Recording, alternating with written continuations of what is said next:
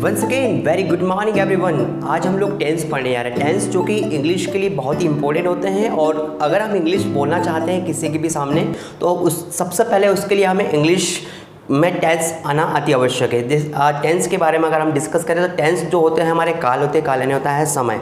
समय के अंतर्गत जो भी कार्य किया जाता है उसे हम टेंस के नाम से संबोधित करते हैं। टेंस जो कि हमारे बहुत ही ईजी होते हैं। टेंस का मतलब काल, काल यानी होता है समय।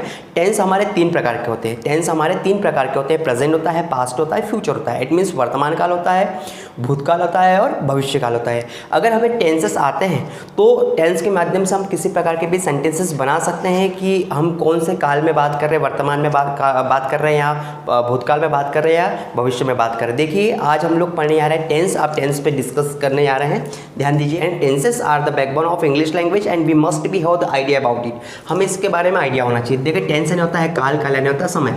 समय के अंतर्गत जो भी हम कार्य करते हैं वो सारे बातें आती है, सारे सेंटेंसेस बनते हैं टेंस के माध्यम से। तो टेंस आना हमारे लिए बहुत ज़रूरी है। देखिए साथियों आज हम लोग पढ़ेंगे टेंस। तो टेंस होते कितने हैं? तो टेंस तीन प्रकार के होते हैं। टेंस कितने प्रकार के होते हैं? तीन प्रकार के होते हैं। कौन कौन से? प्रेजेंट टेंस, पास्ट टेंस और फ्यूचर टेंस। प्रेजेंट यानी होता है वर्तमान काल। वर्तमान इट मीन्स जो अभी चल रहा है या जो चलते रहता है वो प्रेजेंट होता है। लेकिन हम बात करें पास्ट की तो पास्ट होता है हमारा भूतकाल, जो बीत चुका है, जो हो गया है, पुरानी बातें। इट मीन्स पास्ट, बीता हुआ समय पास्ट टेंस कहलाता है। और जो आने वाला समय होता है वो हमारा कहलाता है फ्यूचर। इस प्रकार से हमारे तीन टेंस होते हैं, प्रेजेंट, पास्ट और फ्यूचर, जो कि मैं ऑलरेडी इस व्हाइट बोर्ड पे लिख चुका हूँ। प्रेजेंट टेंस यानी होता है वर्तमान, पास्ट टेंस यानी होता है भूतकाल और फ्यूचर यानी होता है भविष्य काल। तो वर्तमान काल, भूतकाल और भविष्य काल। टेंस तीन होते हैं लेकिन प्रत्येक टेंस को चार भागों में बांटा है। प्रत्येक टेंस को चार भागों में बांटा गया है। इट मीन्स वर्तमान काल, भूतकाल और भविष्य काल को चार भागों में बांटा गया है। चार भाग हमारे सामने लिखे हैं।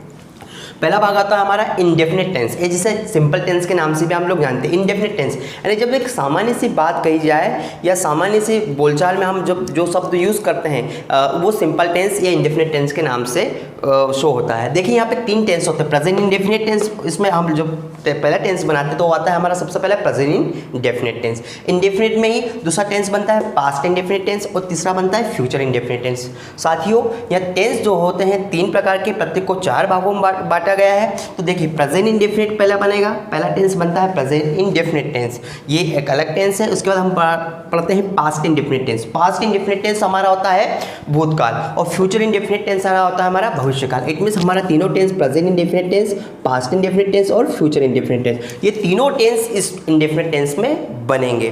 तो ये हम इस प्रकार से हमारे तीन टेंस होता है, present indefinite tense, past indefinite tense और फ्यूचर इंडेफिनिट। सबसे पहले हम इंडेफिनिट में तीनों टेंस को समझेंगे कि भाई इंडेफिनिट टेंस में प्रेजेंट इंडेफिनिट क्या होता है, उसकी पूरी डेफिनेशन, उसका स्ट्रक्चर हम लोग पढ़ेंगे। उसके बाद पास्ट इंडेफिनिट टेंस पढ़ेंगे और उसके बाद फ्यूचर इंडेफिनिट टेंस।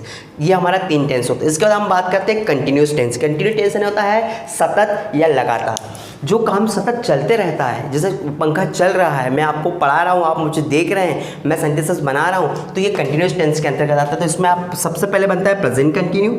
इस कंटिन्यूस टेंस में जिसको हम सतत काल के नाम से या लगातार या अपूर्ण काल के नाम से भी जानते हैं। तो कंटिन्यूस टेंस में हमारा प्रेजेंट कंटिन्यू टेंस बनता है, सेकंड हमारा बनता है past continue tense and third है हमारा फ्यूचर कंटिन्यू टेंस। ऐसे मिला के तीनों टेंस इसमें भी आएंगे। तो present continue tense, past continue tense और फ्यूचर कंटिन्यूस टेंस, इस तीनों टेंस को हमको बहुत ध्यान से पढ़ना है। इसके बाद हम बात करते हैं परफेक्ट टेंस की। तो परफेक्ट टेंस जैसे कि नाम से पता चलता है परफेक्ट, परफेक्ट यानी होता है पूर्ण काल, जो काम हो गया है या जो हो चुका है उस टेंस के लिए हम उस टेंस को हम बोलते हैं परफेक्ट टेंस। इसमें भी आता है हमारा प्रेजेंट परफेक्ट यानी वर्तमान में जो काम हो चुका है अथवा जो हो गया है।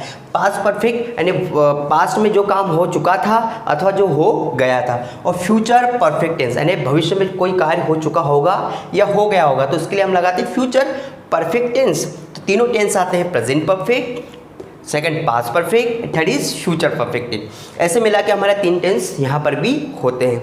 अब इसके बाद हम बात करते हैं परफेक्ट कंटिन्यू टेंस। तो इसमें भी तीनों टेंस आते हैं, प्रेजेंट परफेक्ट कंटिन्यू टेंस यानी जो कार्य परफेक्ट यानी जो कार्य पूर्ण हो भी चुका है और जो अभी चल भी रहा है। जैसे कि नाम से पता चल रहा है परफेक्ट कंटिन्यू टेंस। परफेक्ट यानी होता है पूर्ण, कंटिन्यू नहीं होता है सतत, और टेंस नहीं होता है काल। पूर्ण सतत काल है, जो कार्य पूर्ण हो भी चुका है और चल भी रहा है। जैसे माँ सुबह से खाना बना रही, तो माँ ने सुबह से कुछ थोड़ा बहुत खाना बना भी लिया है और अभी भी बना रही है। तो इस प्रकार से हमारे इसमें भी आता है हमारा प्रेजेंट परफेक्ट टेंस, वर्तमान में जो कार्य हो रहा है और चल भी रहा, हो गया है और चल भी रहा है। पास्ट परफेक्ट कंटिन्यू टेंस पास्ट में हमारा होता है, और फ्यूचर परफेक्ट टेंस ये भी हमारा होता है फ्यूचर। तो साथियों इस प्रकार से हमारे टेंस तो 3 होते हैं, लेकिन प्रत्येक को 4 भागों में बांटा है। 4 भाग हमारे इंडेफिनिट, दूसरा कंटिन्यूस, तीसरा परफेक्ट, चौथा परफेक्ट कंटिन्यूस। इन चारों में हम 3 प्रेजेंट, पास्ट और फ्यूचर तीनों टेंसेस को बनाते हैं। तो 3 टेंस को हम 4 टेंस में अलग अलग भागों में बांटा गया है, लेकिन जो 4 में बनाते हैं तो ऐसे मिला के हमारे टोटल होते हैं